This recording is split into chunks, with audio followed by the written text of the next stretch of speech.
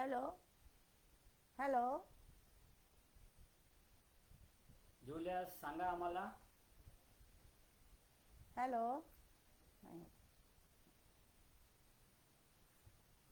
Julius आम्हाला सांगा. Hallelujah. देवाचं प्रेज द गौरव. लॉर्ड. आवाज ठीक आहे का आम्हाला कळू द्या.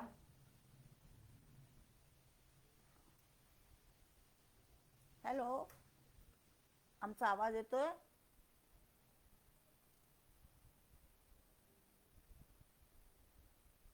नाही?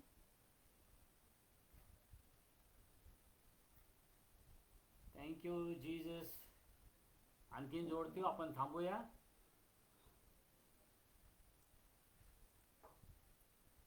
वाट बघूया आपण. तर आवाज व्यवस्थित असेल तर आम्हाला सांगा.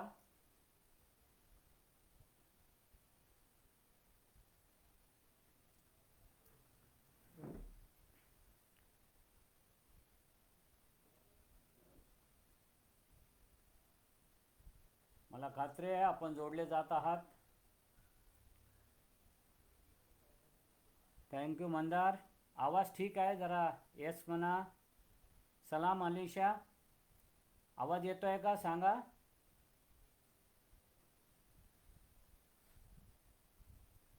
आवाज येत असेल तर सांगा. बोल. आवाज येतोय? हॅलो. हॅलो.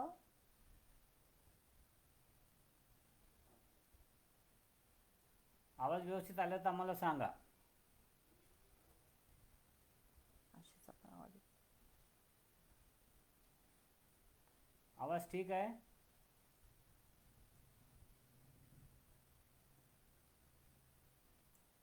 सलाम. हो येतोय. Very good. Thank you Atish. Thank you. आपण लवकर चालू करणार आहोत. या ठिकाणी मिसेस सोहळकर आहेत, ते आपली साक्ष देतील आधी आणि मग आपण जाणार आहोत देवाच्या वचनाकडे. आपल्या सर्वांचं स्वागत आहे या ठिकाणी. थोडा वेळ थांबूया आपण. आणखीन 2-1 मिनटं घेऊया.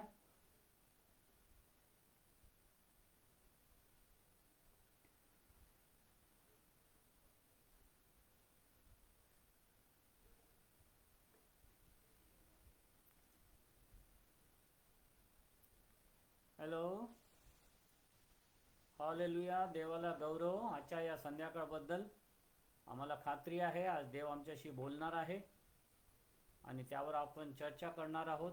देवाच्या वचनातून ऐकणार आहोत.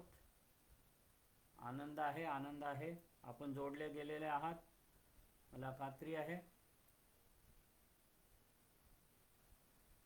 आपण सुरू करूया लवकरच. आणखीन 1 मिनिट. आपण 8:05 एक्झॅक्ट चालू करणार आहोत.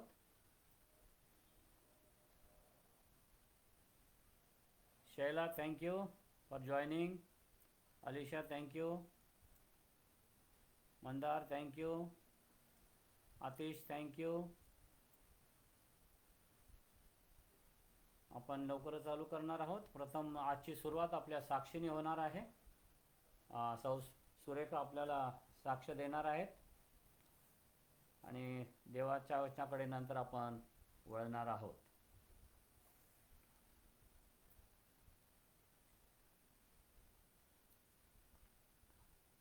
हॅलो.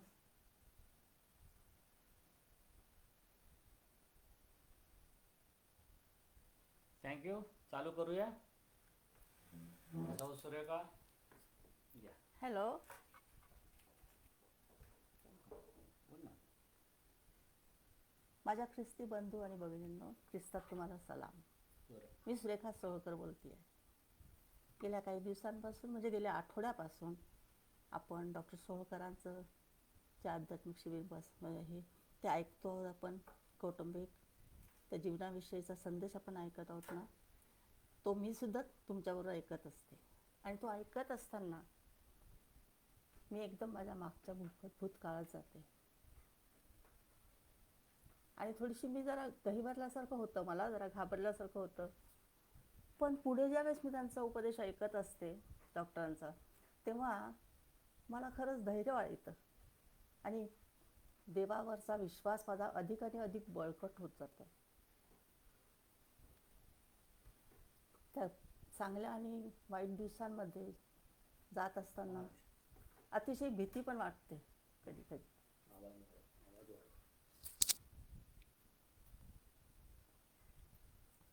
तर बहिणाबाईंची एक कविता आहे. अरे संसार संसार जसा तवा चुल्हावर, आधी हाताला चटके तेव्हा मिळते भाकर. आणि खरंच संसारातले हे जे चटके जे आहेत ना, हे असे काही नवीन नाही आहेत, परंतु हे चटके आपण सहन करत असताना आपल्याबरोबर एक तिसरी व्यक्तीसुद्धा असते. आपल्या जीवनात आपण बघतो दोघंच नवरा बायको असतात असातला प्रश्न नाही, आपल्यावर तिसरी व्यक्ती हमखास असते आणि तो आपला प्रभू येशू ख्रिस्त असतो आपल्याबरोबर. आणि तेव्हा आपला संसार व्यवस्थित आणि अगदी काळजीपूर्वक देवाने आपल्याला सांभाळतो. तर आपण ही व्यक्ती ह्याचा नेहमी आदर्श ठेवला पाहिजे आणि प्रत्येक वेळेस आपण परमेश्वराची उपकार स्तुती करायला पाहिजे. जीवनात आम्हा दोघांना अनेक आणि अनेक समस्यांना तोंड द्यावं लागलं. अनेक आव्हानं होती आमच्यासमोर, अनेक प्रश्न होते. घर नव्हतं आम्हाला मुंबईत. अशा वेळेस कसं राहायचं, कुठे राहायचं, खूप प्रश्न होता. आणि मला तर नोकरी पण नव्हती. आणि अशा वेळेस आम्ही इतकं काही त्रस्त झालो होतो, इतकं आम्ही त्रासून गेलो होतो, काय करायचं नाही काही नाही. इतकंच नव्हे तर हे जीवनातले चटके आम्हाला कोर्टापर्यंत घेऊन जायला सुद्धा थांबले नाहीत, घाबरले नाहीत. आम्ही कोर्टापर्यंतही पोचलो होतो. पण तिथे सुद्धा देवाने आम्हाला सांभाळलं, आमची काळजी घेतली आणि आमच्या बरोबर तो राहिला. आम्ही ज्यावेळेस हाता वळून पाहतो ना मागे, जेव्हा मागचे दिवस आम्हाला आठवतात, कधी कधी आम्ही दोघं बसतो असे तर आम्हाला दिवस आठवतात. मग आम्ही म्हणतो खरंच आपण किती वेडे होतो, कारण देवाची कृपा आणि देवाचं प्रेम आमच्यावर होतं म्हणून आज आम्हाला या परिस्थितीत देवाने ठेवलं आहे. अतिशय चांगलं, अतिशय आशीर्वादित असं केलेलं आहे म्हणून मी देवाची स्तुती करते, देवाला धन्यवाद देते मी. आम्ही दोघं मागच्या गोष्टी आठवून हसतो आणि आपण किती वेडे होतो, किती मूर्खपणा आपण आपल्या जीवनात केला आणि वेळ घालवून बसलो जीवनाचा, हे आम्हाला कळतं. मागच्याच महिन्यात आमचे 40 वर्ष पूर्ण झाले लग्नाला. हे सर्व जे शक्य झालं ते देवाच्या घराविषयीची असलेल्या कल्पना, देवाच्या संकल्पचित्राप्रमाणे आम्ही आमच्या जीवनात वागलो, आम्ही राहिलो तसे. आणि विशेष करून आम्ही पवित्र आत्म्याच्या संगतीत राहिलो, आशीर्वादित झालो. कारण काय ते सांगू, आशीर्वादित झालो आम्ही सर्व गोष्टींनी. देवाने आम्हाला आशीर्वादित केलं, घर पण मिळालं, मुलं पण झाली आणि खरंच आम्ही समाधानी आहोत. तर आम्ही काय केलं असेल, तर जेव्हा संसाराची सुरुवात करताना भवमार्गी पवित्र शास्त्र दीप लाविला, भवमार्गी पवित्र शास्त्र दीप लाविला. अघतम वाराया जगतात ठेविला, अगतम वाराया जगतात ठेविला. भवमार्गी पवित्र शास्त्र दीप लाविला. ख्रिस्त जर आपल्या घराचा पाया असेल तर आपलं घर हे नक्कीच आशीर्वादित होईल, यात शंका नाही. आणि आपण देखील हे करू शकता. आपल्या जीवनात जरी काही प्रश्न येत असतील, उद्भवत असतील, ते सहनशीलतेने एकमेकांच्या विचाराने सर्व करावं. आणि आपल्या संसाराला कधीही तडा जाऊ नये, आपल्या संसाराचा पाया कधीही ढासळू नये म्हणून तुम्ही तत्पर राहा, लक्ष द्या आपल्या संसाराकडे आणि विशेष करून प्रभूची प्रार्थना करा, प्रार्थनेत राहा. क्षुल्लक कारणांमुळे आपल्या घराचे आधारस्तंभ तुम्ही ढासळू देऊ नका, ही माझी विनंती आहे तुम्हाला. देव आपणा सर्वांस आशीर्वादित करो, ही प्रार्थना मी करते. वैवाहिक जीवनाला नवीन आशा आणि दिशा दाखवणाऱ्या या आध्यात्मिक सत्र नंबर 3मध्ये आपल्या सर्वांचं स्वागत करते. धन्यवाद.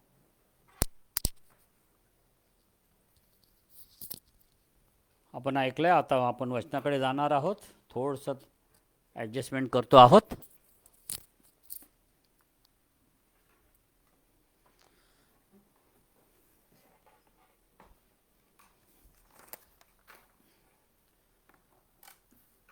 देवाच्या वचनाचा वेळ मला माहीत आहे की माझ्या बायकोची पहिलीच वेळ होती, परंतु तिला आज तुमच्याशी संवाद साधायचा होता, बोलायचा होता.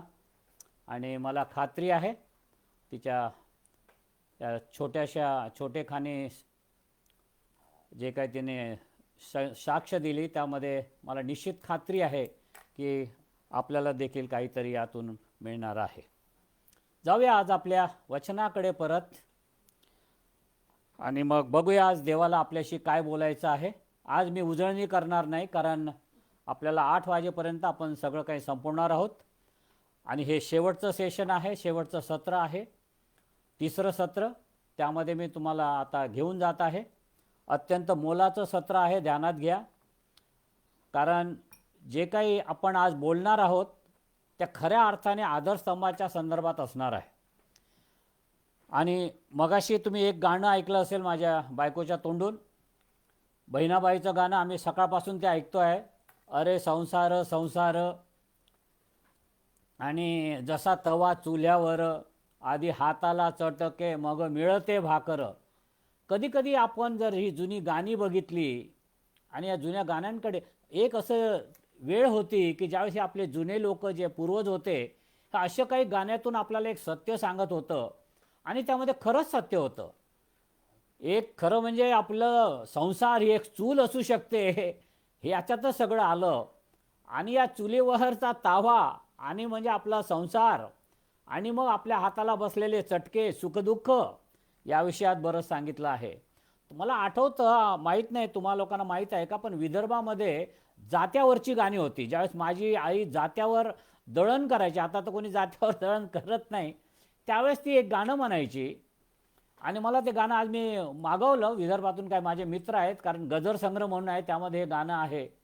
ते गाणं पण असंच व्यवस्थिशीर आणि आपल्या जीवनाला एक काहीतरी बोध करणार आहे. आणि ते गाणं तुम्हाला सांगेल, देव माझा बैल माझा जोडीदार, देव माझा बैल माझा जोडीदार. आणि हे जे गाणं आहे ना, अर्थात मोठं गाणं आहे ते, मी फक्त एकच लाईन दाखवली. आणि त्याचं पुढे का म्हटलेलं आहे, देव माझा बैल माझा जोडीदार, गाडा ओढणारा संसाराचा. काय छान आहे नाही. देव माझा बैल आहे, तो माझा जोडीदार आहे, आणि माझ्या संसाराचा तो गाडा ओढतोय. काय सोपी कल्पना. आणि तुम्हाला माहिती आहे, ज्याने हे गाणं लिहिलं ते कार्नर साहेब मराठी नव्हते, ते अमेरिकन होते. आणि त्या लोकांनी हे काही जीवनाचं सत्य आपल्या संसाराबाबतीत लिहिलंय. खरंच ज्ञानात घेण्यासारखं आहे. आणि तुम्हाला कदाचित आठवत असेल, लहानपणी आपण भातुकलीची खेळं पण खेळलो आहेत नाही. लहानपणापासून नवरा व्हायला आवडतंय, नवरी व्हायला आवडतं, हे सगळं सत्य आपण जीवनात बघितलं. आणि आज आपण जातोय त्या संसाराविषयी चिंतन करायला. आपल्या पूर्वजांनी वेगवेगळ्या दृष्टिकोनातून, शब्दातून हे सांगायचा प्रयत्न केला. म्हणून आज आपण जातोय त्या महत्त्वाचे जे आधारस्तंभ आहे, ज्याला पती आणि पत्नी म्हणतात, त्यांच्या जीवनाविषयी. ही जर 2 आधारस्तंभ आहेत, ही ढासळू नये म्हणून आपण काय करावं आणि त्या बाबतीत देवाची काय इच्छा आहे, हे आज आपण जाणून घेणार आहोत. मी तुम्हाला मागच्या सत्रात सांगितलं की जीवन बदलत चाललेलं आहे. आपला संसाराकडे बघण्याचा दृष्टिकोन बदलला आहे. एक अर्बनायझेशन झालेलं, एक शहरीकरण झालेलं आहे. आणि हे शहरीकरण होत असताना त्याचा परिणाम आपल्या कुटुंबावर झाला आहे. त्यामुळे दोघे नवरा बायको आता धावत आहेत. आणि अशा वेळेस घराकडे कुठंतरी दुर्लक्ष होत आहे, एकमेकाकडे दुर्लक्ष होत आहे. आणि ही वस्तुस्थिती आहे. त्यामुळे आपल्या संबंधात, आपल्या एकमेकाच्या राहण्यात आणि कधीकधी आपल्या एकमेकाकडे बघण्याच्या दृष्टिकोनात एक आमूलाग्र बदल होत आहे, हे आपल्याला बघायला मिळतं. मग जर आपण, मला आज एक विषय तुम्हाला घेऊन जायचा आहे की नवरा बायको यांच्यामधील संघर्ष हा काही आजचा नाही आहे, हा 21व्या शतकातला प्रश्न नाही आहे. हा अगदी ज्यावेळेस पहिलं घर या जगात जन्मास आलं, देवानी पहिल्या घराची स्थापना केली, त्या दिवशी दोन्हीही नवरा बायकोमध्ये हा संघर्ष निर्माण झाला आहे, हे आपल्याला बघायला मिळतं. आणि ज्यावेळेस पाप आलं त्या दिवसापासून हा संघर्ष वाढला. आणि येशू ख्रिस्ताचं ते देवबापाने जे वचन लिहिलं आहे ते पण मी तुम्हाला सांगितलं की जो शाप आम्हाला मिळाला नवरा बायकोंना, त्यामध्ये देवाने एक अत्यंत सत्य सांगितलं की हवेला सांगितले की तुझा ओढा आपल्या नवऱ्याकडे असणार आहे आणि नवरा तुझ्यावर स्वामित्व करण्याचा प्रयत्न करणार आहे. ओढा या शब्दाचा अर्थ आहे he will try to control you. तो तुला कंट्रोल नियंत्रणाखाली करण्याकरता, नवरा माझ्या नियंत्रणाखाली करता म्हणून ती प्रयत्न करणार आहे आणि नवरा तिच्यावर स्वामित्व करण्याचा प्रयत्न करणार आहे. त्या ठिकाणी संघर्षाची ठिणगी पडली, एकमेकाला दोष द्यायला सुरुवात झाली आणि निश्चित त्या दिवसापासून संबंधाचं मरण झालं. आणि आज जे आपण संघर्ष समोर करतो आहोत त्याचं कारण आणि सोर्स तो आहे. मग आता आपण 21व्या शतकात येऊया. काय घडतं 21व्या शतकात? आज आमच्याकडे संघर्ष आहेत, बेबनाव आहेत, भांडणं आहेत. याचं कारण काय असावं? याचं पहिलं आणि महत्त्वाचं कारण काय असेल तर देवाने आपल्याला पती आणि पत्नी ज्यावेळेस निर्माण केलं त्यावेळेस त्यांनी प्रत्येकाला तुम्ही काय करावं, तुमचं रिस्पॉन्सिबिलिटीज काय आहेत, तुमच्या भूमिका काय आहेत, तुमच्या जबाबदाऱ्या काय आहेत हे स्पष्टपणे वचनात नमूद केलं आहे. आणि लक्षात घ्या, ज्यावेळेस आपण एखाद्या कामावर जातो, नोकरीवर लागतो, काय घडतं त्या दिवशी? पहिल्या दिवशी तुम्हाला जॉब डिस्क्रिप्शन दिलं जातं, नाही? तुमच्या कामाचं स्वरूप तुम्हाला सांगितलं जातं. आणि मग समजा जर एखादा प्लंबर असेल तर त्याला प्लंबरचं काम कसं करायचं हे सांगितलं जातं. इंजिनियर असेल तर त्याला इंजिनियरचं काम सांगितलं जातं. त्यांच्या जॉबचं एक डिस्क्रिप्शन, त्यांनी काय करावं हे दिलं जातं. आणि एक लक्षात घ्या, प्लंबर इंजिनियरचं काम करत नाही आणि इंजिनियर प्लंबरचं काम करणार नाही. तसा जर प्रयत्न झाला तर त्या आस्थापनामध्ये, त्या कार्यालयात नुसता गोंधळ माजेल. प्रत्येकाचं काम ठरलं आहे त्यानुसार ते कामं करतात. तेच घडतंय बरं का आपल्या ख्रिस्ती जीवनात. पती आणि पत्नींनी काय करावं याच्याविषयी निश्चित जबाबदाऱ्या पवित्र शास्त्रात दिलेल्या आहे. आणि ह्या जबाबदाऱ्या जर आपण समजून घेतल्या नाही, आणि कधी कधी काय होतं ना, एकमेकाची जबाबदारी आपण न पाळता एकमेकाच्या जबाबदारीवर पाऊल ठेवायचा प्रयत्न करतो, त्यावेळेस गोंधळ माजतो. पती ज्यावेळेस पत्नीचं काम करायला लागते आणि पत्नी ज्यावेळेस पतीचं काम करायला लागते, संसारात गोंधळ माजणार. तसं घडू नये म्हणून आज आपण जाणून घेऊया जे याविषयी स्पष्ट लिखाण पवित्र शास्त्रात आहे. आणि सगळ्यात महत्त्वाचं आहे, ज्याकडे मी तुम्हाला घेऊन जाईल, इफिसकरास पत्र याचा 5वा अध्याय. हे लक्षात ठेवा, इफिसकरास 5वा अध्याय हा अध्याय आहे. चॅप्टर ज्याला म्हणतो ना, की यामध्ये पती पत्नीच्या संबंधाविषयी आणि विशेषतः या पती पत्नीचा संबंध आणि ख्रिस्ताचा आणि मंडळीच्या संबंधाविषयी अत्यंत उत्कृष्ट रीतीनं त्या ठिकाणी प्रबोधन केलेलं आहे. म्हणून मी आज तुम्हाला त्या ठिकाणी घेऊन जात आहे. पहिली जी गोष्ट आहे, पहिली जी जबाबदारी आपली आहे ती आहे इफिस 5:23. कारण जसा ख्रिस्त मंडळीचे मस्तक आहा तसे पती पत्नीचे मस्तक आहे असं म्हटलेलं आहे. आणि 1 कोरिंथ 11 आणि 3 मध्ये देखील हे स्पष्ट लिहिलेलं आहे की पुरुष नवरेबावा हे घराचे पुढारी असतात. लीडरशिप आहे. आणि या लीडरशिपला जो शब्द वापरलेला आहे, किंवा स्त्रीचं मस्तक म्हणजे काय असतं? जे पूर्ण शरीर चालवतं. हे शरीर सगळं त्याच्यावर अवलंबून असतं. मग जर पुरुष जर स्त्रीचा मस्तक आहे आणि जर हे मस्तक शरीरावर नसेल तर ते शरीर विरहित शरीर भूताशिवाय काहीच असू शकत नाही. त्याला मस्तक या शब्दाकरता एक चांगला शब्द आहे, केफाले, KEPHALE. याचा अर्थ आहे सोर्स. जिथून आपल्या या जीवनाला, आपल्या वैवाहिक जीवनाला जिथून काही तो स्रोत आहे, जे त्यांनी सांभाळायचं आहे, ते आहे मस्तक. आणि ती काम आपल्याला मिळालेली आहे. आणि काही ठिकाणी हा शब्द एक ऑथॉरिटी, अधिकार म्हणून देखील वापरलेला आहे. याचा अर्थ पुरुषाला देवाने अधिकार बहाल केले आहेत घराच्या संदर्भात. परंतु घरात आपल्याला अधिकार बहाल केले म्हणून त्याला हुकुमशहा म्हणून नियुक्त केलेला नाही, हे पण जाणून घ्यायची गरज आहे. तुम्हाला माहीत आहे, ज्यावेळेस जगात पाप झालं, ज्यावेळेस फळ खाण्यात आलं, त्यावेळेस देवबापांनी पहिलं कुणाला विचारलं? अरे आदामा, तू कुठे आहेस? फळ तर हवेने खाल्लं होतं. प्रश्न मात्र आदामाला विचारण्यात आलेले आहे, कारण घराचं संगोपन करणं, घराचं पावित्र्य राखणं हे पतीचं काम आहे. म्हणून पतीला हा प्रश्न विचारलेला आहे. आणि मग या पुढाऱ्याकडून जर तुम्ही बघा काय अपेक्षा असतात. पुढारी आहात, तुम्हाला फार बरं वाटतं नाही का, मी नवरा पुढारी, परंतु त्याकडून काय अपेक्षा आहेत हे पण आपण जाणून घेऊ. स्तोत्र 128:1 काय म्हणते बघा. हा पुढारी कसा असावा? हा पुढारी परमेश्वराचे भय धरणारा असावा.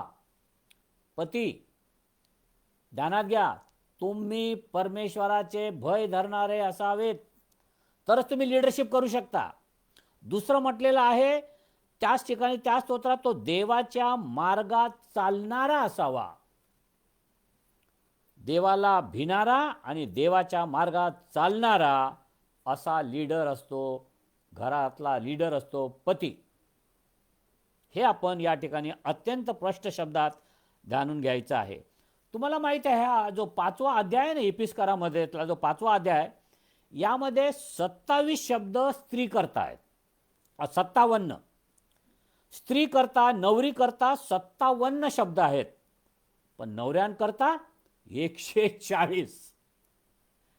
बघितलं, जबाबदारी कोणाची जास्त आहे? इन्स्ट्रक्शन कोणाला जास्त आहेत? पती लोकांना. कारण तो घर चालवणारा आहे, त्याच्याकडे अधिकार देवाने दिलेले आहे, त्याच्याकडून जास्त अपेक्षा आहे, हे या ठिकाणी आपल्याला बघायला मिळतं. पण तो म्हणजे मस्तक म्हणजे काय, दादागिरी करून घर चालवणार का हो? तो हुकुमशहा असतो का घराचा? नाही, त्याला हुकुमशहा नाही. त्याच्याकडे जे नेतृत्व असतं, त्याचं स्वरूप असतं, ते आध्यात्मिक नेतृत्व असतं, भौतिक नाही. ते आध्यात्मिक नेतृत्व असतं. आणि ते त्याला समजायचं आहे. आपल्या कुटुंबाची काळजी घेणं, आपल्या कुटुंबाची आध्यात्मिक काळजी घेणं, आपल्या मुलांचं योग्य संगोपन करणं, आपल्या बायकोची योग्य काळजी घेणं आणि आपलं कुटुंब देवात वाढवणं, करता हे नेतृत्व त्याला दिलेलं आहे. हे विसरता येणार नाही. आणि लक्षात घ्या, जे आपण पती आहोत, सर्वसाधारणतः लोक लीडर्सला फॉलो करतात. तुम्ही तुमच्या घराचे लीडर आहात. तुम्हाला कोण फॉलो करतो? तुमचे मुलं. तुमची मुलं तुम्हाला घराचा लीडर म्हणून फॉलो करतात. आणि कधी कधी जर तुम्ही अशा ठिकाणी जाता, समजा बारमध्ये जाऊन बसलात आणि तुमचं मूल जर तुम्हाला शोधत शोधत तिथं आलं, दोष मुलाचा नाही आहे, दोष तुमचा आहे आणि तुमच्या असमंजसपणाचा आहे की तुम्ही जाणून घ्या, तुमचे मुलं तुम्हाला फॉलो करतात. मला आठवतं, माझा मुलगा लहानपणी तो इवन हाफ पॅन्टवर शर्ट टक करत होता. त्याला इन करणं म्हणतो आपण. त्याला म्हटलं, कारण पप्पा शर्ट नेहमी इन करतात म्हणून तो मला फॉलो करत होता. तो माझ्यासारखा चालायचा प्रयत्न करत होता. आणि मुलं हे करतात. ती खरी जैतुनाची रोपं आहेत आणि हे नाजूक असतात. म्हणून जे आम्ही पती आहोत, ध्यानात घ्यावं, आपण घराचे पुढारी आहोत. दुसरं काय, आपलं दुसरी जबाबदारी आणि भूमिका काय आहे? आपण प्रेम करणारे असले पाहिजे. इफिस 5:25 मध्ये आपण जे बघितलं, त्या ठिकाणी पतींनो, जशी ख्रिस्ताने मंडळीवर प्रीती केली, तशी तुम्हीही आपल्या आपल्या पत्नीवर प्रीती करा. प्रेम करणं ही तुमची भूमिका आहे. आपलं घर जर व्यवस्थित ठेवायचं असेल तर तुम्हाला प्रेम करावं लागेल. तुमचा रोल का आहे? एका प्रेमीचा, एक सख्याचा रोल आहे, हे ध्यानात घ्या. पण प्रश्न काय हो, आम्हाला प्रेमच नाही कळलं. प्रेम म्हणजे प्रणय, रोमांस वगैरे हे नाही आहे, ते या ठिकाणी म्हटलेलं नाही आहे. प्रेम म्हणजे फक्त आय लव्ह यू अशासारखे शब्द नाही आहेत. नाही, शब्दाविषयी त्या ठिकाणी बोललं जात नाही आहे. आणि हे प्रेम सौंदर्यावर किंवा माझी बायको किती कमवते याच्यावर अवलंबून नाही आहे, किंवा त्याच्या वयावर देखील ते अवलंबून नाही आहे. मग हे प्रेम आहे तरी काय? कारण आपलं प्रेम मोठं गमतीदार असतं. मी नेहमी उदाहरण देतो, एखादे द्यायला हरकत नाही. लग्नाआधी आपण एकमेकाला भेटतो नाही? आपण लग्नाच्या आधी कुठेतरी गार्डनमध्ये आपल्याला भेटतो एकमेकाला. मग आपले शब्द मोठे मजेशीर असतात एकमेकासंदर्भात. आपण काय म्हणतो? Oh you are my sweetheart, आहे ना? आता स्वीट हार्ट म्हणजे तू गोड हृदयाची आहेस. कधी खाल्लं आम्हाला माहीत नाही, परंतु लग्नाआधी ते गोड हृदयाचीच असते. लग्न झाल्यानंतर एका वर्षात you are an heartless creature, तू हृदयशून्य माणूस आहेस. म्हणजे चव बदलते असं नाही, हृदय गायब होतं.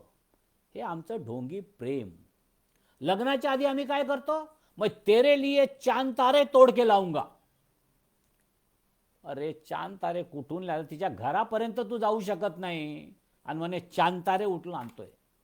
आपण मोठमोठ्या बढाया मारतो, कारण हे आपल्याला वाटतं की प्रेमात जितक्या जास्त बढाया मारू तेवढं चांगलं आहे. प्रेम भावनिक नाही आहे. येड लागलेलं जे आहे ना, आपल्या झिंगाटमधलं ते गाणं आहे ना, येडं लागलं येडं लागलं. येड लागलेल्या प्रेमाविषयी मागत नाही. ज्यामध्ये दिल पागल आहे अशा प्रेमाविषयी या ठिकाणी लिहिलेलं नाही आहे. हे वेगळं प्रेम आहे प्रियांनो. त्या प्रेमाविषयी मी तुम्हाला आज सांगणार आहे. देवानी त्या प्रेमाचं डेफिनेशन, आपण पत्नीवर कशा प्रकारचं प्रेम करावं आणि त्याचा आधारस्तंभ काय आहे हे मी तुम्हाला समजून सांगणार आहे.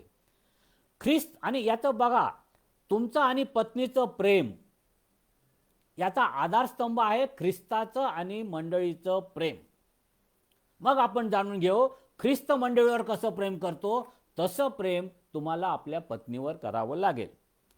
पहिलं प्रेम काय आहे? इफिस 5:27 काय म्हणते? आणि गौरवयुक्त मंडळी अशी जी स्वतःला सादर करावी, म्हणजे तिला डाग, सुरकुती किंवा अशासारखे काही नसून ती पवित्र व निर्दोष असावी. ख्रिस्ताने मंडळीसाठी स्वतःचं समर्पण केलं, तिच्यावर प्रेम केलं. कशासाठी? ती पवित्र व निर्दोष असावी. पतींनो ध्यानात घ्या, तुमच्या प्रेमाचं पहिलं क्वालिफिकेशन आहे तुमचं प्रेम उद्देशपूर्ण असावं आणि स्वार्थ विरहित असावं. हे आपण त्याला म्हणतात पर्पजफुल लव. उद्देशपूर्ण प्रेम ते हेतू पुरस्कर असतं. आणि त्याचा उद्देश काय? तुम्ही तुमच्या बायकोवर प्रेम का करतात? जसं ख्रिस्त मंडळीवर प्रेम करतो की तिला पवित्र करावी, तिला निर्दोष असे करावी, तुम्हाला हेच करायचं आहे. आपल्या बायकोवर तुम्ही प्रेम या उद्देशाने करता की तिची आध्यात्मिक वाढ तुम्ही घडवावी, तिला देवासमोर पवित्र असं तुम्हाला नेता यावं. ही आपली जबाबदारी आहे. हे प्रेम आहे जे प्रेम आपण करायला पाहिजे.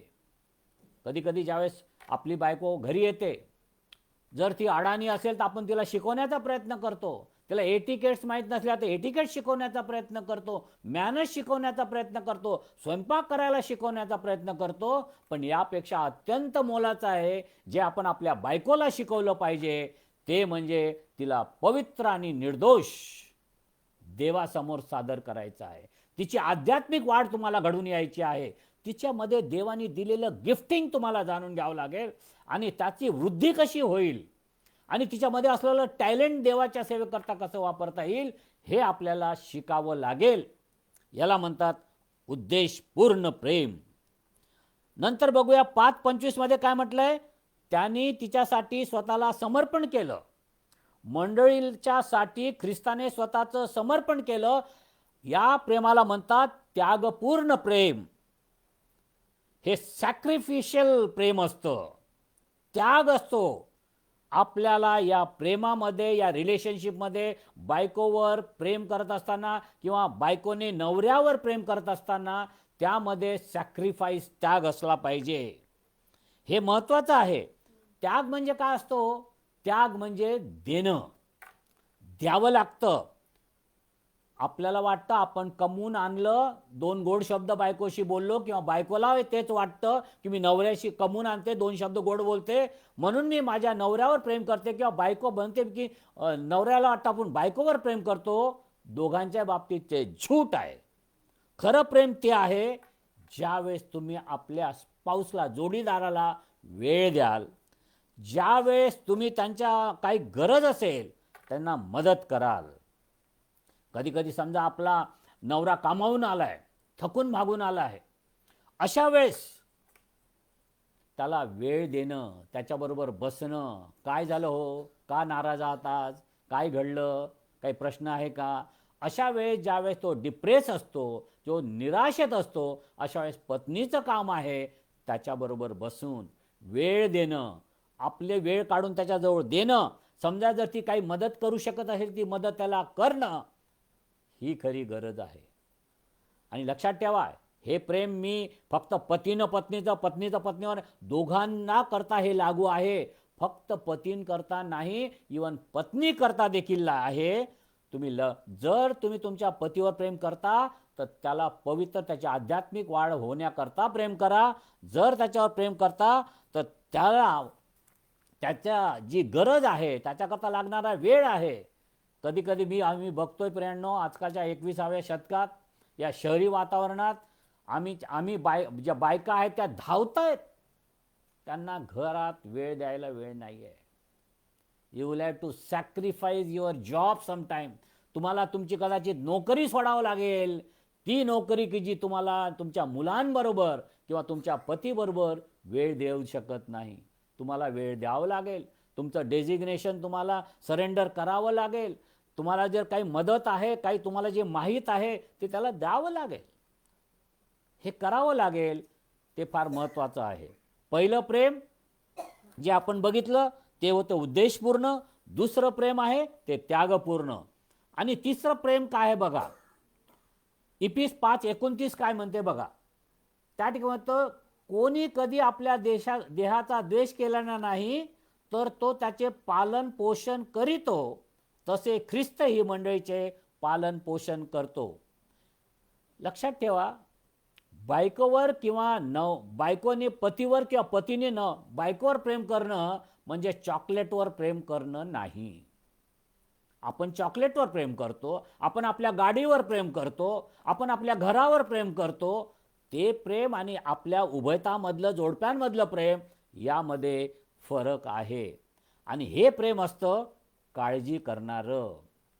तिथं म्हटलं आहे ख्रिस्त पालन आणि पोषण करतो. 2 शब्द आहेत, पालन आणि पोषण. पालन काय असतं हो? पालन असतं फीडिंग. इंग्लिश शब्द आहे. पालन करणं म्हणजे फीड करणं आहे. महिन्याचा गव्हाचा स्टॉक आणला, दिला, घरात रेशन आणून टाकलं, तुम्ही पालन करताय घराचं. ओके. परंतु दुसरा जो शब्द आहे तो फार महत्त्वाचा आहे, ते आहे पोषण. याला म्हणतात काळजी करणारं प्रेम. पोषण या शब्दाचा इंग्लिश अर्थ आहे केअर. चेरिश अँड नरिश असा शब्द वापरलेला आहे. विशेषतः तुम्हाला लक्ष वेधायचं आहे त्या नरिशिंगकडे. त्यांची काळजी घेणं. काय असतं? धान्य आणून देणं, रेशन आणून देणं, घरात फेकणं, काळजी घेतो आपण, पण ही काळजी नाही, त्याच्यामध्ये केअर असली पाहिजे.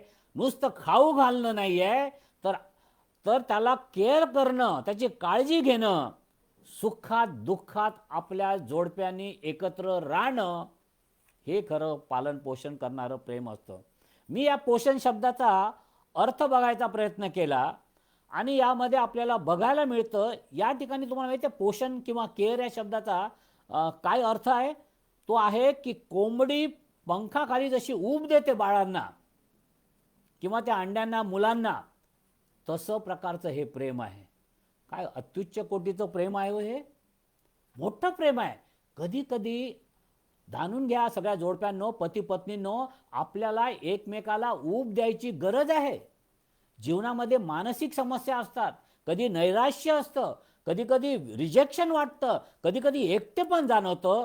अशा वेळेस एकमेकांना प्रेम देऊन, एकमेकाला ऊब देऊन आणि त्याला पंखाखाली एकमेकाच्या ठेवणं, त्याला म्हणतात काळजी करणारं प्रेम. आणि नंतर या ठिकाणी म्हटलेलं आहे पतीविषयी, 1 तिमोथी 5 आणि 8, त्याच्यामध्ये तो घराची तरतूद करणारा असावा. घराची काळजी घेण्याची प्राईम रिस्पॉन्सिबिलिटी पवित्र शास्त्रानुसार पतींना दिली आहे. याचा अर्थ बायकांनी काम करू नये अशातला भाग नाहीये, तसं कुठंच लिहिलेलं नाहीये. आणि तसं जर असतं तर असे बरेच उदाहरणं आहेत प्रियांनो की जिथं पत्नी काम करते आहे. तुम्ही बघा स्तोत्र 128 आणि 2 मध्ये काय म्हटलेलं आहे? तू आपल्या श्रमाचे फळ खाशील. काय म्हटलंय?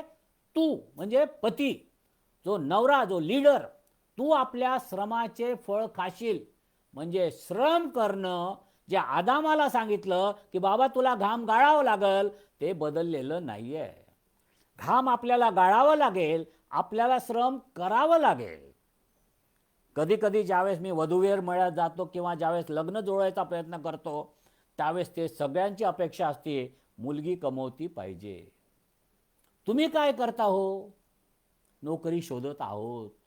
आम्ही नोकरी शोधत आहोत, पण मुलगी आम्हाला कमावणारी पाहिजे. पवित्र शास्त्रात इथं म्हटलेलं नाही की तू आपल्या बायकोच्या श्रमाचे फळ खाशील. नाही नाही, असं नाही लिहिलंय. गैरसमज करून घेऊ नका, तसं कुठंच लिहिलं नाही. आपल्याला कमवावं लागेल. हां, बायकांनी एकमेकांनी, बायको सपोर्ट जरूर करणार, कारण तिचा रोल जो आहे ना तो सपोर्टिव्ह आहे, तुम्हाला मदत करणारा रोल आहे. प्राईम रोल आपला आहे, हे आपण ध्यानात घ्या. आणि घराची तरतूद म्हणजे नुसतं जेवण, खाणं, पैसा, पाणी, घर दार एवढं नाही आहे. घराच्या गरजा अनेक आहेत. काही शारीरिक असतात, काही आध्यात्मिक असतात, काही भौतिक असतात, काही मानसिक असतात. ह्या सर्व गरजा भागवण्याची जो खरी गरज आहे आणि ती जबाबदारी आहे पतींची. आणि शेवटचा आहे प्रियांनो, तो संरक्षण करणारा असला पाहिजे. He should be a protector. घराचं संरक्षण म्हणजे तो काय घराचा गुरखा आहे, सिक्युरिटी आहे? नाही नाही नाही नाही. संरक्षण करणं म्हणजे या ठिकाणी तो हे सांगतो आहे की जसा मंडळीचं संरक्षण ख्रिस्त करतो, सैतानाच्या हल्ल्यापासून त्याचा बचाव करतो, तसं आपल्या घराचा नाश होऊ नये, ऱ्हास होऊ नये, आपली बायको, आपले लेकरं यांचा नाश होऊ नये, याकरता तुम्हाला संरक्षक म्हणून राहावं लागेल.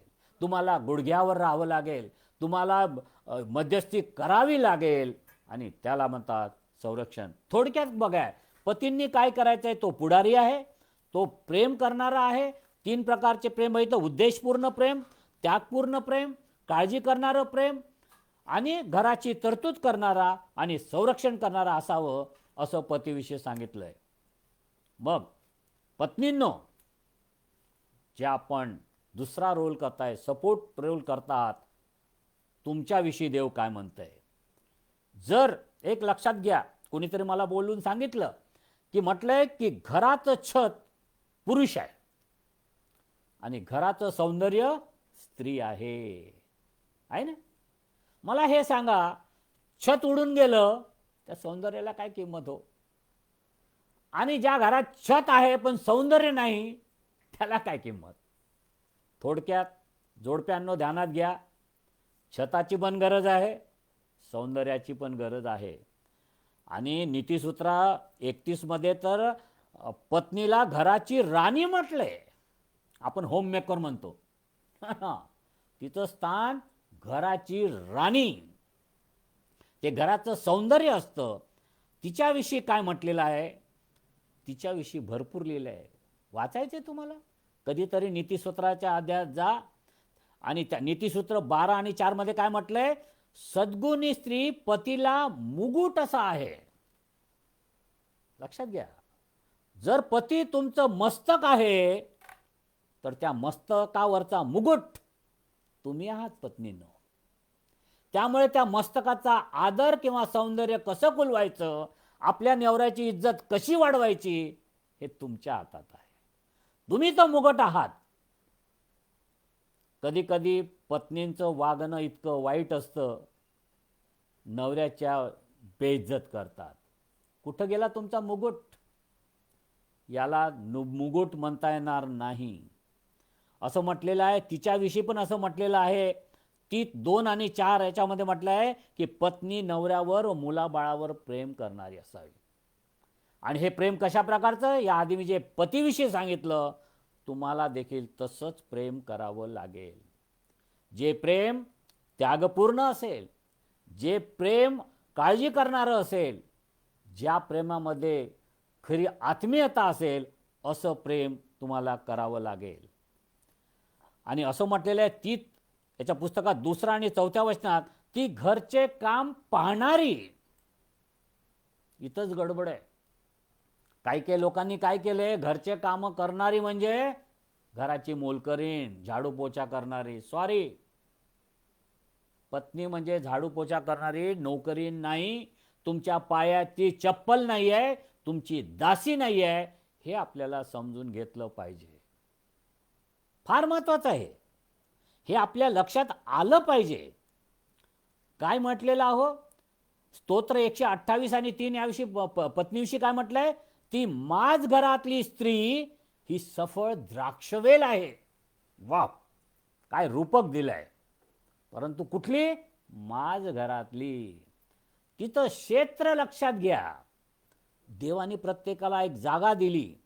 याचा अर्थ ती किचनच्या बाहेर येऊ नये अशातला भाग नाहीये. कारण पवित्र शास्त्रामध्ये रूथ शेतात काम करत होती, एस्तेर राजापुढे जात होती, दबोरा युद्धभूमीवर लढत होती आणि लिडिया कापडाचा व्यवसाय करत होती. पवित्र शास्त्र पत्नींच्या कामाच्या विरुद्ध नाहीये. आज आपण सगळं बोलतोय वुमन एम्पॉवरमेंट. येस, पवित्र शास्त्र नेहमी वुमन एम्पॉवरमेंट विषयीच बोलत आहे. मी तर म्हणेल की स्त्रियांचा दर्जा पवित्र शास्त्रामध्ये अत्यंत उच्च दर्जाचा आहे, पण तो दर्जा खाली करण्याचं काम आम्ही करू नये. त्याकरता पवित्र शास्त्रात जे लिहिलं ते आम्ही बघायची गरज आहे. आणि तिसरं आहे प्रियांनो, ती पतीच्या अधीन असणारी असावी. प्रियांनो, सगळ्यात क्लॅश भांडणं जे आहेत ना, या शब्दावर आहेत. अधीन असणं. तुम्ही जर पवित्र शास्त्रात बघितलं, 5वा अध्याय आणि 21वा वचन एपिस्करात, ख्रिस्ताचे भय बाळगून एकमेकाच्या अधीन असा. कधी कधी आपण एवढंच वाचतो, अधीनता दोघांनाही आहे. Both have to submit to each other. Why? ख्रिस्ताच्या भयाचं मान राखून. त्याच्या आधी जर तुम्ही बघितला की पवित्र आत्म्याने परिपूर्ण व्हा, स्तोत्रे गा, आणि मग ते सांगतात की ख्रिस्ताला आदर देऊन, ख्रिस्ताचं भय मानून एकमेकाच्या अधीन असा. तुम्ही अधीन या करता नाही की हे ट्रॅडिशन आहे, हे या करता नाही की असं बोललं जातं. देवाची इच्छा आहे की तुम्ही एकमेकाच्या अधीन राहावं. पत्नींनो, एक ध्यानात घ्या, या ठिकाणी म्हटलंय सर्व गोष्टीत. तुम्ही जर पहिले 5 आणि 24 म्हटलं की सर्व गोष्टीत त्याच्या अधीन राहा. सांगितलं नाही या गोष्टीत अधीन, त्या गोष्टीत अधीन नाही. सर्व गोष्टीत ज्या संसाराच्या आहेत. आणि सगळं पहिले पेत्र आणि 3 यामध्ये काय म्हटलेलं आहे, पवित्र स्त्रिया आपल्या पतीच्या अधीन राहून आपणास शोभवित असतात. माझ्या बहिणींनो, जर तुम्ही नवऱ्याच्या अधीन होता म्हणजे तुम्ही त्यांचे गुलाम नाही.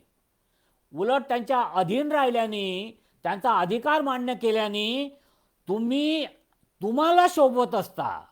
तुमचं सौंदर्य कशात आहे? पवित्र शास्त्र काय म्हणतंय? तुमचं सौंदर्य तुमच्या केशभूषेत, वेशभूषेत नाहीये. तर ते कुठं आहे? ते आहे तुम्ही त्यांच्या अधीन राहण्यात. ते आहे तुमचं सौंदर्य. लाजू नका. तुम्ही नवऱ्याचे गुलाम तर निश्चित नाही, पण नवऱ्याचे अधीन राहणं. मग आता हा शब्द थोडा समजून घेतला पाहिजे. मग का हो, तो राजा आणि आम्ही काय हो, म्हणजे आम्ही प्रजा. नाही नाही, पवित्र शास्त्रात फार व्यवस्थित रीतीने हे सांगितलेलं आहे. मी तुम्हाला उदाहरण देईल. तुम्ही बघा, ज्यावेळेस मिलिटरीचं काय असते, काय ज्यावेळेस मिलिटरीचे काही परेड वगैरे असते, तिथं त्यांनी म्हटलं आपण सगळे असे असे असे बसलेलो असतो आणि एकदम त्यांनी म्हटलं अटेन्शन. मग काय होतं, सगळेजण असे एकदम अटेन्शनमध्ये होतात. या ठिकाणी तोच अर्थबोध आहे. आपण दोघंही, नवरा बायको दोघंही जोडपे इक्वल आहोत. कार्यदृष्टिकोनातून, फंक्शन या दृष्टिकोनातून एका स्तरावर आहोत. परंतु सबमिशन म्हणजे काय आहे की तुम्ही स्वतःला जी ऑर्डर देवाने दिली त्यामध्ये स्वतःला फिट करणं, coming under your prescribe order जी देवाने दिली आहे त्याला म्हणतात अधीन होणं. आणखी थोडं उदाहरण देईल. समजा पती पत्नीचा रोल दिला आहे, तुमच्याकडे घराचं लक्ष देणं आहे. नवऱ्याला सांगितलं की तुम्ही घराची तरतूद करा, बायकोला सांगितलं तुम्ही माझ घरात राहून घराची तरतूद करा, घराचं हे करा. हे रोल कसे समजायचे?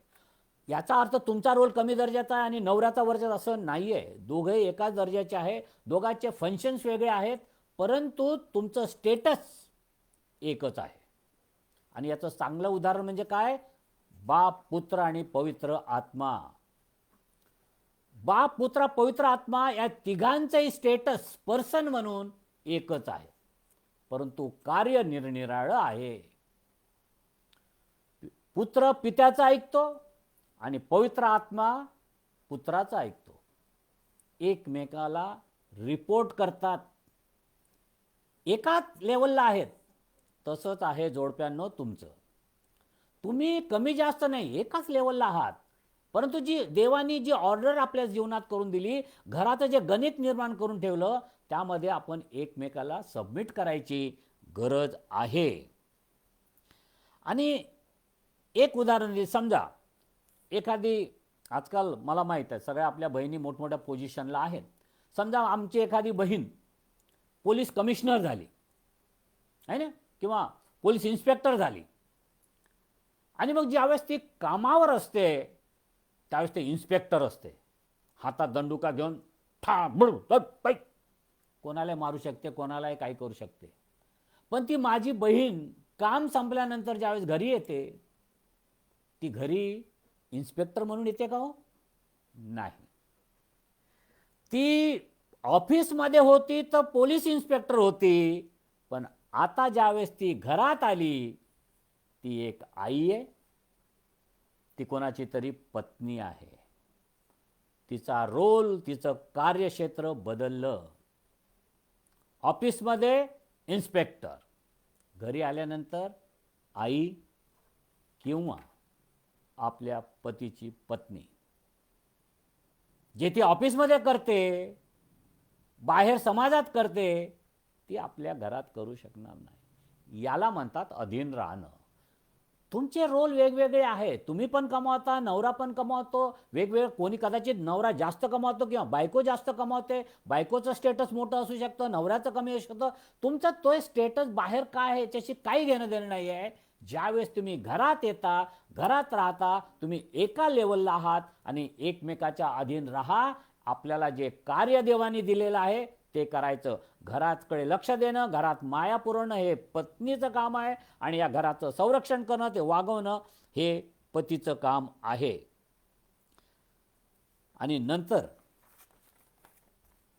मग आता एक प्रश्न आहे, स्त्रियांनो विशेषतः तुम्हाला मी सांगेल, तुम्ही फार आशीर्वादित आहात. देवाने तुम्हाला फार आशीर्वादित केले, पण त्या कंडिशन्स आहेत.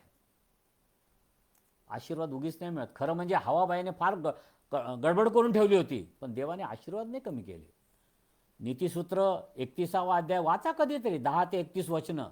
यामध्ये सद्गुणी स्त्रीने काय करावं, एका पत्नीनं काय करावं हे वाचा जरूर. जर तुम्ही तुमच्या जबाबदाऱ्या पूर्ण कराल तर सगळ्या आशीर्वादाची मोठी जंत्री त्या ठिकाणी आहे.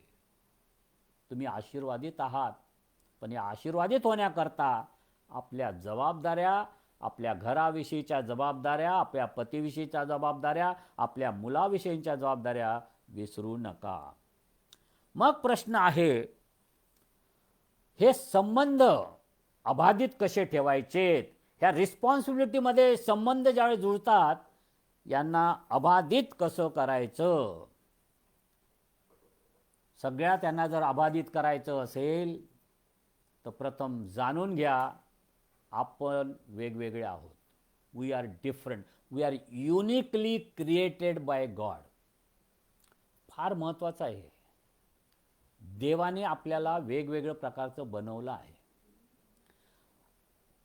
एक ग्रीक स्कॉलरने काय म्हटलं आहे की घरात म्हणजे वेगवेगळ्या प्रकारचे नवरे पण असू शकतात, बायको पण असू शकते. ते 4 प्रकार तुम्हाला सांगतो.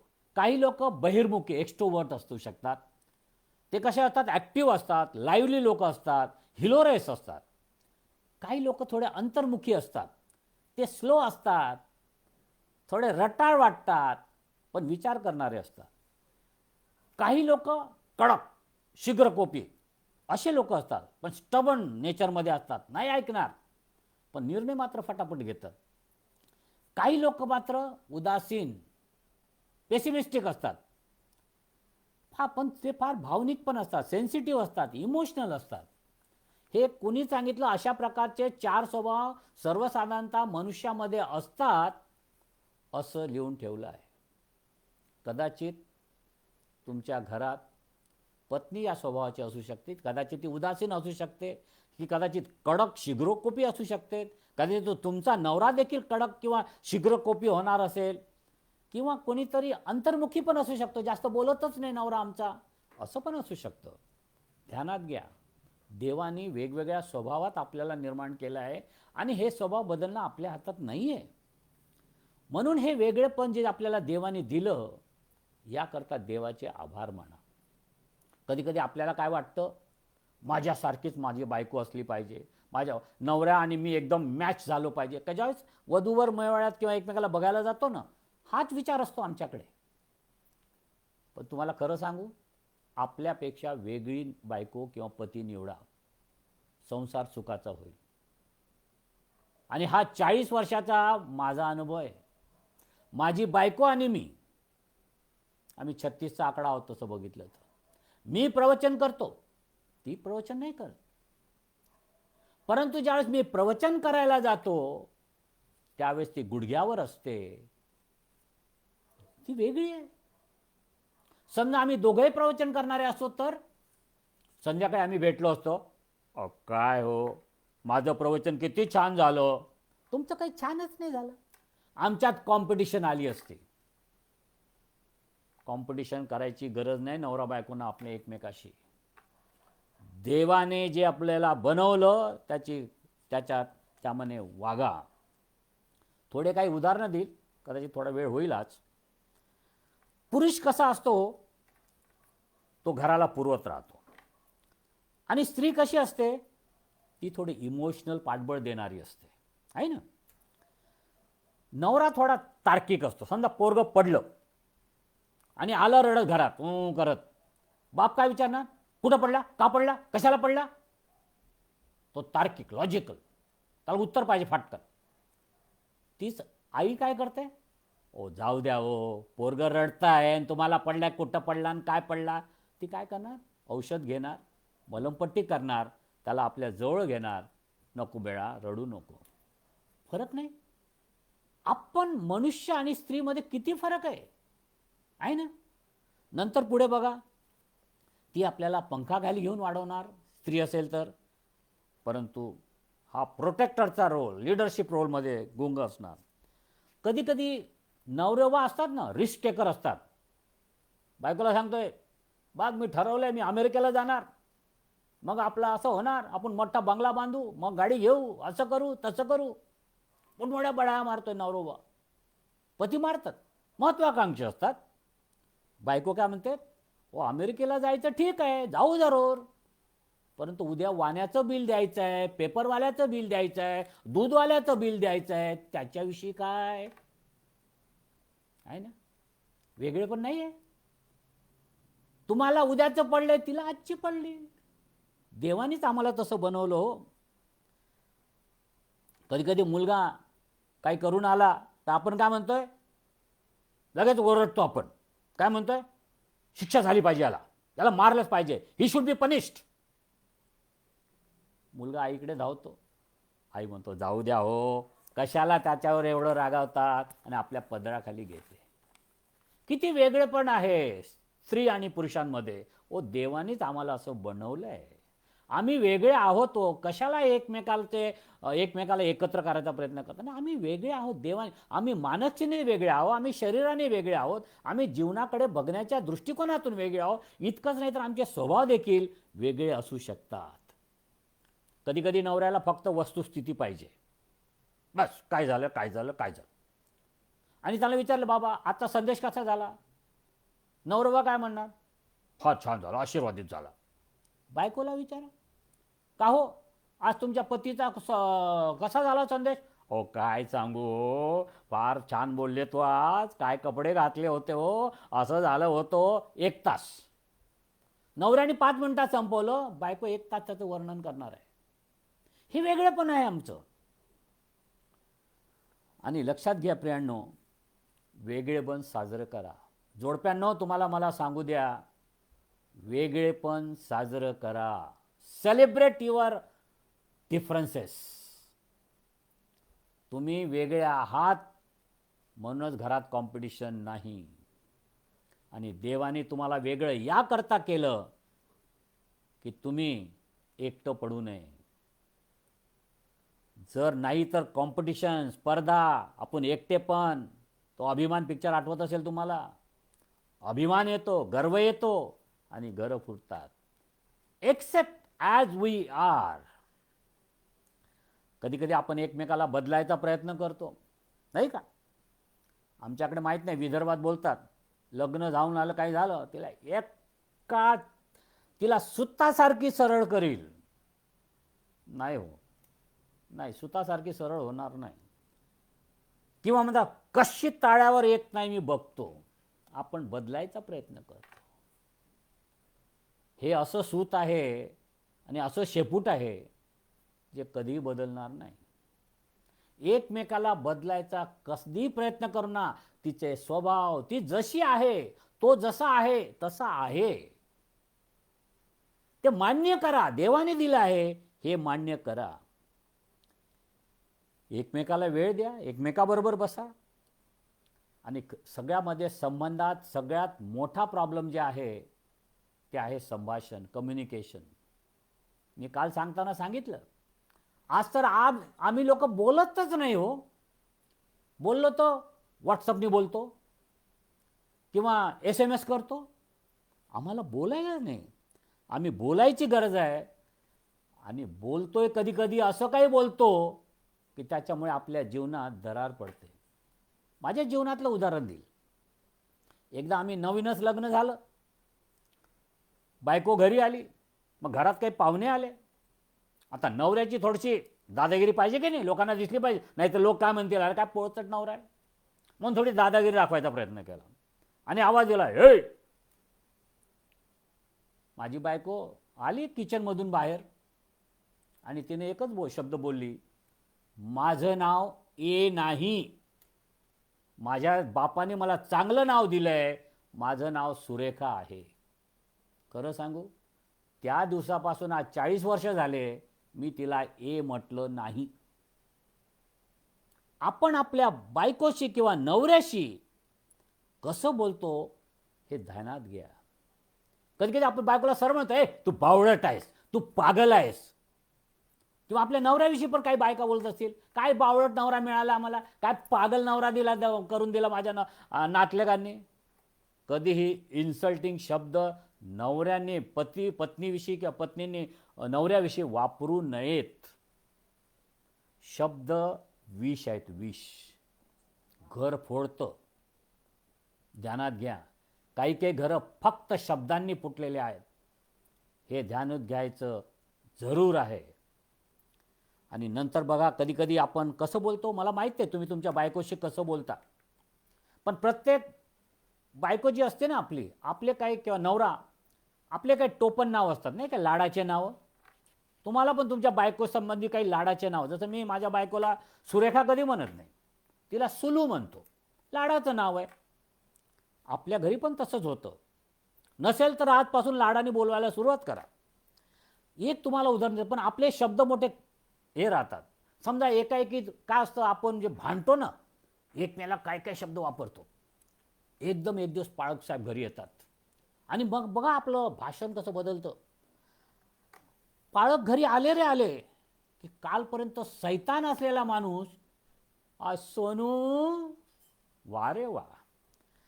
कालपर्यंत जनावर असलेला आज जानू.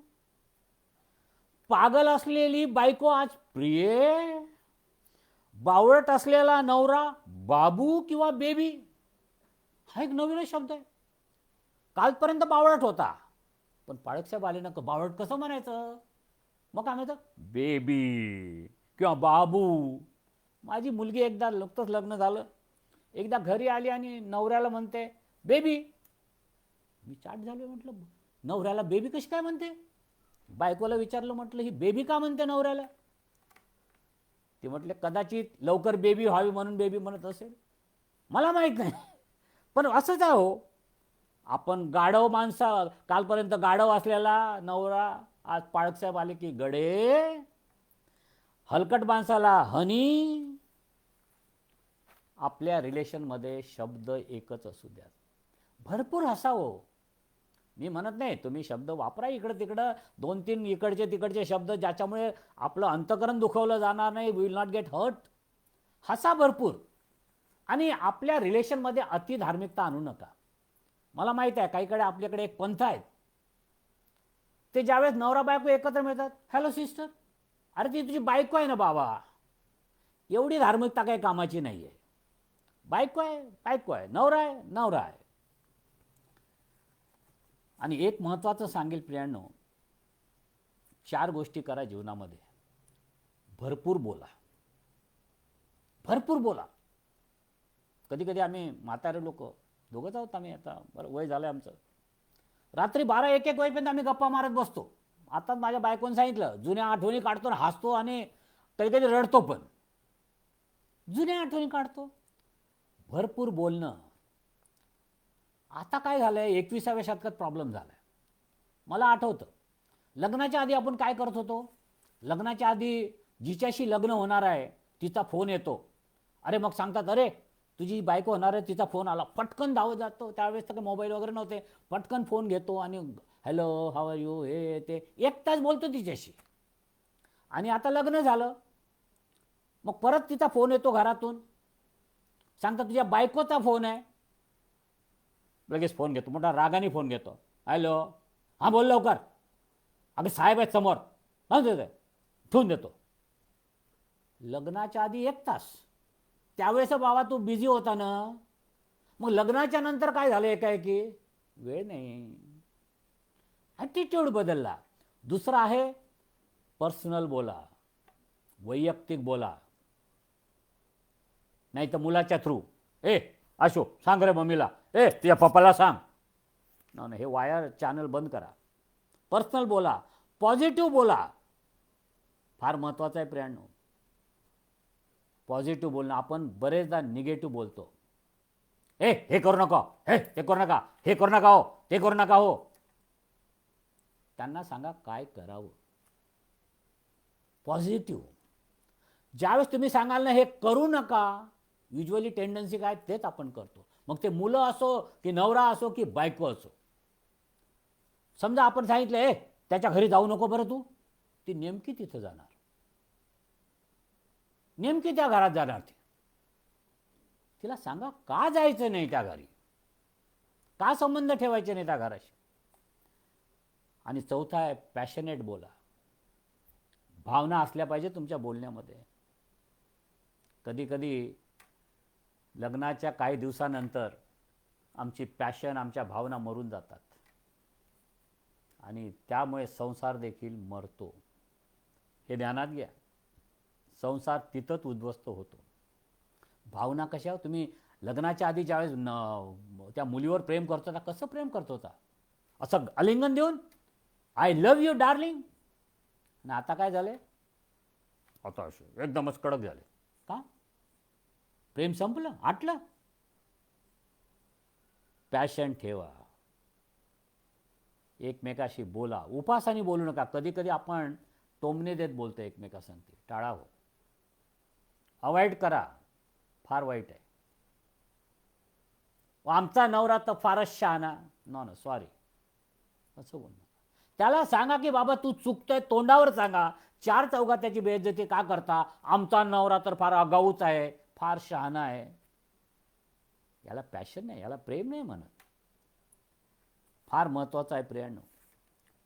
म्हणून मी एकच सांगेल, शब्द महत्त्वाचे आहेत, तुमचे रोल्स महत्त्वाचे आहे. थोडा आणखीन वेळ घेतो कारण मला हे संपवायचं आहे. मग आपल्या रिलेशनशिपमध्ये काही काटे असतात, त्याविषयी मला थोडंसं सांगायला पाहिजे. आपल्या संबंधामध्ये काटे आहेत आणि नसले तर सैतान ती पेरणार आहे. पहिला काटा काय असते? जर तर लग्न झालं, काही वर्षांनी वाटतं अरे यार कुठं फसलो मी, कुठून हे माझ्या डोक्यात, हे कुठं पडलं माझ्या नशिबात, हे मॉडल चुकलं. एक सांगू, जो काही विचार करायचा आहे तो लग्नाच्या आधी, या मॉडेलची डेट, या मॉडेलचं सगळं काही कॅरेक्टर आधी चेक करायची गरज आहे. एकदा घेतल्यानंतर ऑप्शन नाही आहे, कारण ते देवाने जर जोडलं तर कोणाचा बापही ते तोडू शकणार नाही. जर तर हिच्याशी लग्न नसतं केलं तर काय हेमा मालिनी नसती मिळाली तुम्हाला, हे पण ध्यानात घ्या. देवाने जे दिलं तिचा स्वीकार करा, जसं आहे तसे कर्म करा. आणि आपण दोघे परफेक्ट नाही हो. कोणतीही जोडी या जगात, नवरा बायकोची जोडी परफेक्ट नाही आहे. मला कोणीतरी आज SMS पाठवला, तो म्हटले फक्त चपलेची जोडी परफेक्ट असते, बाकी काही या जगात परफेक्ट नाही आहे. किती सत्य आहे ते. हे आपण ध्यानात घेणं फार महत्त्वाचं आहे प्रियांनो. आणि नंतरचं आहे प्रियांनो, आपल्या ज्या भावना आहेत, don't bottle up your feelings. अश्रू बाटलीत भरून ठेवू नका. घर आहे, भांड्याला भांडं लागणार, भांडणं होणार, कधी नवऱ्याकडून होणार, कधी बायकोकडून होणार. भांडणं जर झाले तर आपल्या सेलमध्ये जाऊन असे बसू नका. Open up your self. समजा तुम्ही दुखावला गेला, जर पती दुखावला गेला किंवा पत्नी दुखावली गेली, तर बोला हो, सांगा बायकोला की मला नाही आवडलं तू हे बोललेली. मग आपण काय करतो, ज्याच्या दुःख झालं त्याला काहीच सांगत नाही, लगेच फोन घेतो, मम्मी हे असे वागलेत माझ्या संगती, मला फार त्रास देत आहे 2 दिवसापासून. किंवा नवरा, अरे काय पोरगी करून दिले पापा तुम्ही, दररोज त्रास देते मला. दुःख आहे ना, प्रश्न निर्माण झाले ना, समोरासमोर बसावं. अश्रू ढाळू नका, एकमेकाकडे धावू नका, कारण ह्या इमोशन ज्या आहेत ना त्या बाहेर पडल्या पाहिजे, तर तो प्रश्न तिथं सुटतो. आणि कधी कधी आपण काय करतो, आपलं दुखणं साऱ्या गावभर येऊन मंदिरापर्यंत पोचतं. एक उदाहरण देईल. काय असतं, नवरा कामावरून परत आला, आता बिचारा 1-1.5 तासाचा प्रवास, त्यामध्ये लोकलमध्ये 1 तास उभा. मग बायको समोर आली, काय झालं हो, फारच सिरियस दिसतास, काय झालं, तुला काय कळतंय, मी का हजामत करायला नव्हतो गेलो तिथं, का बस. मग ती काय करते, एक शब्द बोलत नाही, निघून जाते चहा करायला. तितक्यात मुलगा येतो, मम्मी मला चहा पाहिजे, फडाडकन त्याच्यात कानफाडीत बसते. आता नवऱ्याला तर मारू शकत नाही, मुलाने मार खाल्ला. आता मुलगा आईला मारू शकत नाही, म्हणून तो काय करतोय, कुत्रं दिसलं घरात, मारले कुत्र्याला लाथ. आता कुत्र तर काही पोराला मारू शकत नाही, म्हणून कुत्र पुढे जातो, तो बघतोय मांजर आहे, मांजरीच्या मागे लागतं कुत्र. आता मांजर तर काही कुत्र्याला काही करू शकत नाही, मांजरीला उंदीर दिसतो, उंदराच्या मागे लागतात. कुठून सुरुवात झाली हो, तुमच्या एका शब्दाने. तुम्ही एक काय केलं म्हणून बायको नाराज झाली, बायको नाराज झाली म्हणून तिनं तो राग मुलावर काढला, मुलाचा कुत्र्यावर, कुत्र्याचा मांजरीवर आणि मांजराचा उंदरावर. जीवनामध्ये असंच घडतं, सांभाळा. आणि सगळ्यात महत्त्व आहे प्रियांनो, सोल्युशन काय सांगेल. एक प्रकाश येशूदेने एक छान पुस्तक लिहिलं, जर तुम्हाला कुठे मिळालं तर घ्या, अनलेस लॉर्ड बिल्ड्स, छान पुस्तक आहे. त्याच्यामध्ये यांनी 4 लाईन दिल्या, मला फार आवडल्या, तुम्हाला सांगतो. तुम्हाला याच्यावर आपल्या जीवनात जर प्रश्न निर्माण व्हावे असं वाटत नसेल ना, तर काय करायचं? त्यांनी म्हटलंय सी आय टू आय, आखो आखो में देखो. आपण लग्नानंतर बायकोच्या आखो आखो में देखत नाही, लग्नाच्या आधी दररोज देखतो, पण लग्नानंतर आखो आखो में देखायची गरज आहे. म्हणजे मी असं नाही म्हणतो असे एकमेकाच्या डोळ्यात शकत बघा, नाही नाही, ते नाही म्हणतोय. आखो आखो में देखो याचा अर्थ एकमेकाचे दृष्टिकोन समजून घ्या, एकमेकाचे विचार समजून घ्या. आणि नंतर काय म्हटलंय? टॉक फेस टू फेस, समोरासमोर बोला. नवऱ्याच्या मागं किंवा बायकोच्या मागं बोलू नका. Talk face to face. आपली घरं का फुटतात माहीत आहे? आपण एकमेकाच्या मागं बोलतो आणि नको त्या लोकांकडे जाऊन बोलतो आणि मग घर फुटतात. आणि नंतर त्याने काय सांगितलं? वॉक हँड टू हँड, हातात हात घेऊन चला. तुम्ही म्हणाला आम्ही म्हातारे झालो, आता कुठं हातात हात घेऊन जायला सांगताय पाळक साहेब? म्हातारे झाले म्हणून हातात हात ठेवता येणार नाही. याचा अर्थ आहे, हातात हात ठेवणं याचा अर्थ आहे बायकोला नवऱ्याला आपण एकत्र कुठेतरी पिकनिकला जाऊ, महाबळेश्वरला जाऊ, कदाचित इव्हनिंग वॉकला जाऊ, गार्डनमध्ये जाऊ. काय गार्डन काय लग्नाच्या आधीच जायचं असतं का? लग्नानंतर गार्डनमध्ये जायला काय बंदी आहे? पण आम्ही जातच नाही. Take hand in hand, go to garden, आखो आखो में बघा, आमने सामने बसा. आणि घरी आल्यावर नील साइड बाय साइड, गुडघ्यावर या. नील साइड बाय साइड, गुडघ्यावर या. दोघं मिळून गुडघ्यावर या आणि बघा तुमच्या जीवनात काय घडतंय. मला वाटतं हे जर आपण आज समजून घेतलं प्रियांनो, आणि मी लवकर संपवतो. शेवटचं, कुटुंबातील गैरसमज कसे दूर करायचे हे काटे सांगितले मी तुम्हाला.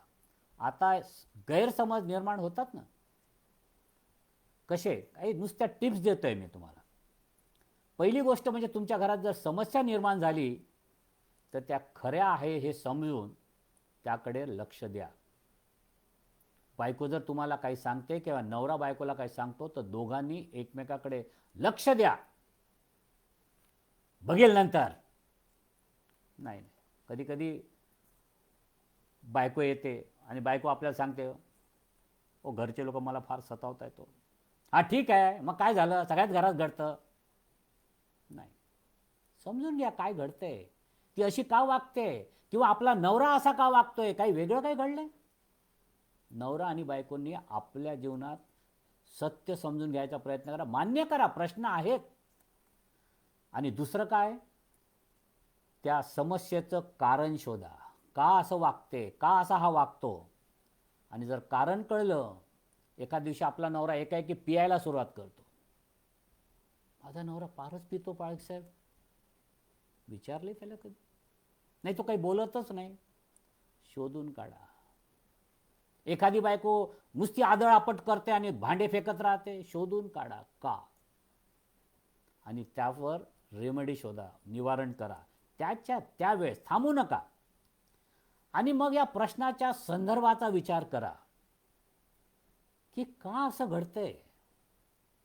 हे महत्त्वाचं आहे. कधी कधी आपण एवढे धावपळत असतो ना, घरातले छोट्या मोठ्या प्रश्नांकडे बघायला आपल्याला वेळ नसतो. आणि ज्यावेळेस आपल्याला कळतं की हा छोटा मोठा प्रसंग बॉम्ब झाला आहे, तोपर्यंत उशीर झालेला असतो. आणि ज्यावेळेस घरात समस्या निर्माण होतात ना, योग्य व्यक्तीशी शेअर करा. साऱ्या गावभर जाऊन डंका पिटू नका. माझी बायको अशी वागते हो, माझा नवरा असा वागता हो, माझा नवरा असा वेडा झाला हो. नाही नाही नाही, आपल्या जवळच्या लोकांशी शेअर करा आणि योग्य लोकांशी शेअर करा. तुम्ही जर अशा अयोग्य लोकांशी शेअर केलं ना, जे तुमच्या घरात आहे ना, ते साऱ्या गावात होईल.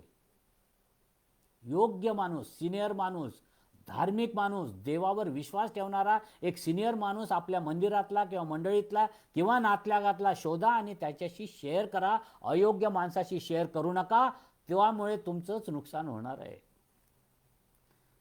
आणि 5वं आहे प्रियांनो, प्रत्येक पाऊल समस्येनंतर ती जखम बरी करण्याकरता वापरा. जखम होतात, जखमी. सकाळी आता माझ्या बायकोने थोडा वेळ सांगितलं, चटके बसतात जीवनामध्ये, चटके असतात.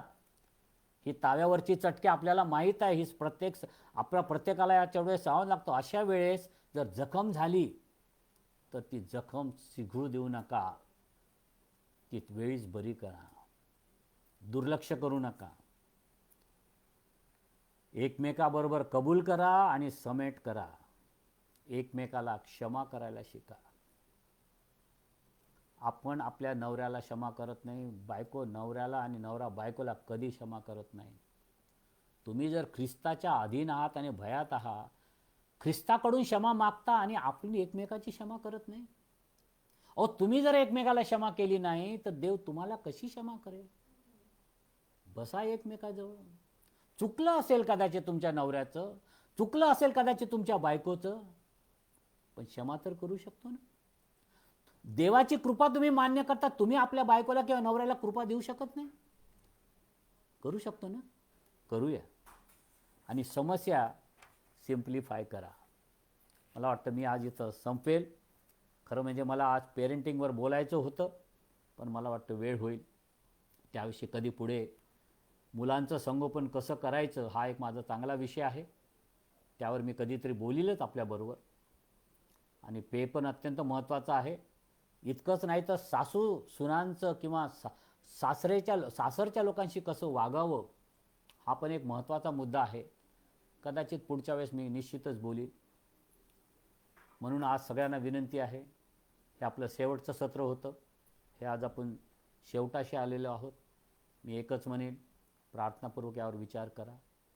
आपले एकमेकाशी असलेले संबंध ताणू नका. शब्द मोजून वापरून वापरा. तुमच्या संभाषणात कृपायुक्त असू द्या, त्यामध्ये मीठ असू द्या. कधीकधी ते पॉयझन होऊ देऊ नका. आपले संबंध, आपल्या जबाबदाऱ्या, आपली भूमिका एकमेकाला जी देवाने दिली आहे, हे कोण्या मंडळीनं दिलेली नाही किंवा कुठून लिहून आलेली नाही आहे. हे जॉब डिस्क्रिप्शन, ह्या भूमिका, ह्या रिस्पॉन्सिबिलिटी देवाने तुम्हाला दिलेली आहेत. त्याचं अनुसरण करा. एकमेकाच्या अधीन असा. एकमेकावर भरपूर प्रेम करा. त्यागपूर्ण प्रेम करा. उद्देशयुक्त प्रेम करा. काळजीयुक्त प्रेम करा. ज्या प्रेमाची एकच व्याख्या असू शकते ते अगापे प्रेम, जे फक्त देव करतो. रोमांस सगळे करतात, प्रणय सगळे करतात, पण हे दैवी प्रेम करायला शिका. बघा, संसार उद्ध्वस्त होणार नाही. देव तुम्हाला आशीर्वादित करणार आहे. मला खात्री आहे या 3 सत्रात तुम्ही आशीर्वादित झाला आहात. हे 3ही सत्र यूट्यूबवर लवकरच अवेलेबल होतील. 2 ऑलरेडी आहेत. हे 3रं सत्र देखील उद्याच आम्ही यूट्यूबला टाकू. जर तुम्हाला ऐकायला मिळालं नाही तर तुम्ही परत ऐका. ज्यांनी ऐकावं अशी आपली इच्छा आहे त्यांना ही लिंक फॉरवर्ड करा. मला खात्री आहे की यामुळे अनेकांच्या जीवनात एक नवीन प्रकाश, एक नवीन आशा आणि नवीन एक दिशा मिळाल्याशिवाय राहणार नाही. आणि तेच तर आमचा उद्देश होता. सॅक्रिफिशियल लाईफ फॉर क्राइस्ट यांचा उद्देश तेच होता की या कौटुंबिक जीवनाला नवीन आशा मिळावी, या कौटुंबिक जीवनाला नवीन दिशा मिळावी. आणि मला खात्री आहे की हे अशक्य नाही आहे. माझ्या बायकोने ते सांगितलं तिच्या साक्षीमधून की आम्हाला जे अशक्य वाटत होतं, ज्याकरता आम्ही असे मार्ग निवडले होते की ते अयोग्य होते, पण देवाच्या सानिध्यात ज्यावेळेस आलो, पवित्र आत्म्याच्या समागमतेत राहिलो, प्रश्न सुटलेत. आज शांतीचं जीवन जगत आहोत. आणि हे आपण पण जगू शकता. जे आम्हाला शक्य झालं ते तुम्हाला का शक्य होणार नाही आहे? आम्ही 40 वर्षात ते शक्य करून दाखवलं, तुम्ही का करू शकणार नाही? प्रार्थनेत राहा. देवबाप तुम्हा सर्वांना आशीर्वादित करो. तुमच्या काही प्रतिक्रिया असतील जरूर लिहा. SMS करू शकता, प्रतिक्रिया कळवू शकता, आमच्या पेजवर लिहू शकता. तुमच्या प्रतिक्रिया आमच्याकरता अत्यंत मोलाच्या आहेत. आभारी आहे अलिशा कोनेसागर आणि त्याचे सर्व सहकारी, ज्यांच्यामुळे हे शक्य झालं की अनेक कुटुंबापर्यंत आज मला पोहोचता आलं. मी तुमचा सर्वांचा आभारी आहे. देवामध्ये तुमचे श्रम व्यर्थ नाही. हे असं चालू ठेवा. देव तुम्हाला आशीर्वादित करो. God bless you. थँक्यू.